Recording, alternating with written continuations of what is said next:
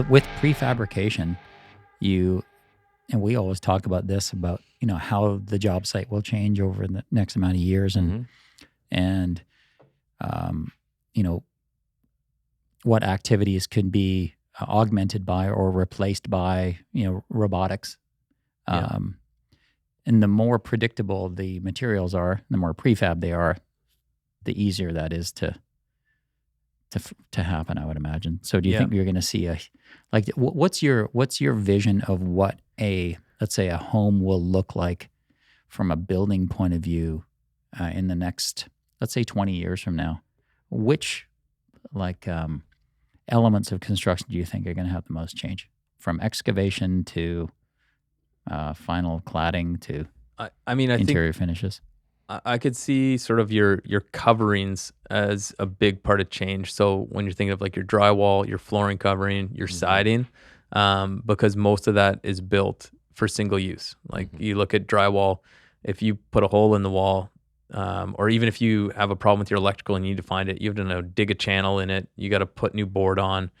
It all is single use, and then it has to be replaced. Whereas if that was a panel, you could literally take the panel off, work on it, put the panel back. Yeah. Same with siding, same with flooring. That just, even saying that right now, it just seems like, what are we doing? What have we been doing for so long? Like I don't care if there's a minor seam in my wall necessarily, or maybe it's totally hidden. I know. So I was just thinking that exact same thing. So we have created a huge amount of waste because we don't like to see seams in paint. Yeah, it kind of drives me nuts. All the attention, it drives me nuts, but yet it's also important. Like all the attention on straws and single-use plastics. We need to get away from them. I get it.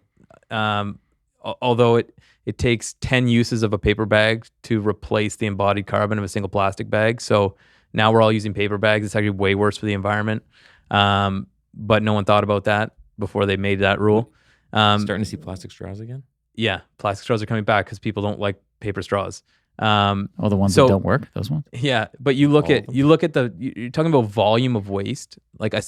The amount of single-use plastic straws we use in Canada is equivalent to 2 houses we deconstruct all across Canada. So when you're talking about where should the attention be, no doubt, we're dealing with single-use housing, not just single-use straws. And so this is why we're trying to be loud and clear that this is a major problem, but it's a major opportunity. This isn't something scary that we have to reinvent everything. Deconstruction used to be the way that we took buildings down pre-World War I. If you think back to your grandpa, I'm sure that they had jars of old nails in the basement and little pieces of scrap wood, because coming out of the 19th century into the Depression, we saved everything. We didn't smash buildings down and throw them all in the dumpster. They used to take them apart. So deconstruction is as old as construction. It's just demolition rose out of a time of abundance when we thought materials are infinite. It's way cheaper and faster. Just get rid of that one and get a new one. And now that's starting to change as we're realizing resources are not infinite and there's a better way to do things. And we need to start looking at how we can reuse things and keep them in production, keep them in supply.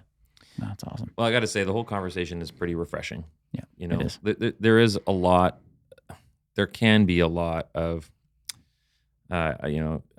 alarmism, I guess, around certain things, just kind of getting a little bit worked up about the example you just gave of plastic straws versus 2 houses deconstructed. If we look at the practicalities of where the battles are that we could be fighting and actually seeing significant wins in, that's kind of eye-opening. It is specifically to you, because I think that a number of times you said to me, God, there's so much stuff for the sake of stuff, and you go, what impact did that really have?